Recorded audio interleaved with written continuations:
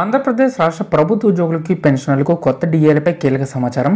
So 7.28% డిఏకి సంబంధించి important update, అలాగే DA arrears బకాయిలు కూడా చెల్లింపులు. సో ఈ వీడియోలో వీటన్నిటి గురించి పూర్తి వివరాలు అయితే తెలుసుకుందామండి. ముందుగా వీడియోని సపోర్ట్ చేసే వారందరూ కూడా వీడియోని ఒక లైక్ చేసి మీ తోటి ఉద్యోగ మిత్రులకు వీడియోని అయితే షేర్ చేయండి. ఛానల్ని ఫస్ట్ టైం మనకు విజిట్ చేసినట్లయితే తప్పనిసరిగా సబ్స్క్రైబ్ చేసుకుని పక్కన ఉండే బెల్ సింబల్ని యాక్టివేట్ చేసుకోండి. సో ఈ రోజు నుంచి యూటీఎఫ్ఓ పోరుబాటు కార్యక్రమాన్ని అయితే చేపట్టడం జరిగిందండి. సో జనవరి 2వ తేదీ వరకు గడివిచ్చింది పెండింగ్ బకాయిల చెల్లింపులు జరిగే విధంగా చూడాలని చెప్పేసి. అయితే ప్రభుత్వం దానికి సంబంధించి ఎటువంటి నిర్ణయం కూడా తీసుకోలేదండి, అసలు స్పందించలేదు. సో కాబట్టి యూటీఎఫ్ఓ ఇతర ఉద్యోగ సంఘాలన్నీ కూడా మనకి జనవరి 9, 10 నుంచి కూడా నిరసన కార్యక్రమాలు అయితే చేపడుతున్నారు. అయితే మనకి రావాల్సిన ఇంకా డిఏలకి సంబంధించి కీలక అప్డేట్. ఆంధ్రప్రదేశ్ ప్రభుత్వ ఉద్యోగులకు పెన్షనర్లకు ఇంకా జమ కావాల్సినటువంటి డిఆర్ బకాయిలపై తాజా సమాచారం.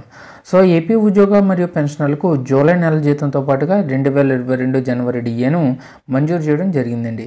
అలాగే 2022 జూలై డిఏను కూడా నవంబర్ నెల జీతాలతో పాటుగా మంజూరు చేయడం జరిగింది.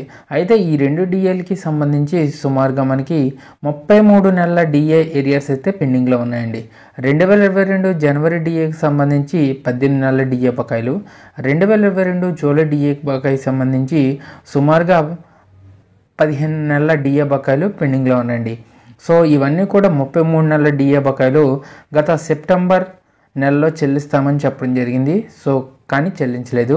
తర్వాత as per the schedule December నెలలో చెల్లిస్తామని చెప్పడం జరిగింది. డిసెంబర్ నెలలో కూడా చెల్లించలేదండి.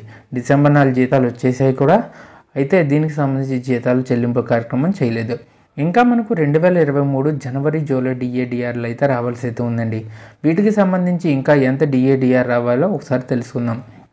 కేంద్రం 1% డిఏ ప్రకటిస్తే మన రాష్ట్రంలో ఉద్యోగులకు మరియు పెన్షనర్లకు 0.91% డిఆర్ వస్తుంది. కేంద్రం 2023 జనవరి డిఏ అనేది 4% ఇవ్వడం జరిగిందండి. ఇక 2023 జూలై డిఏ కూడా 4% ఇవ్వడం జరిగింది. దీంతో కలిపి మొత్తం కేంద్రం 8% డిఏ ప్రకటించినట్లయింది.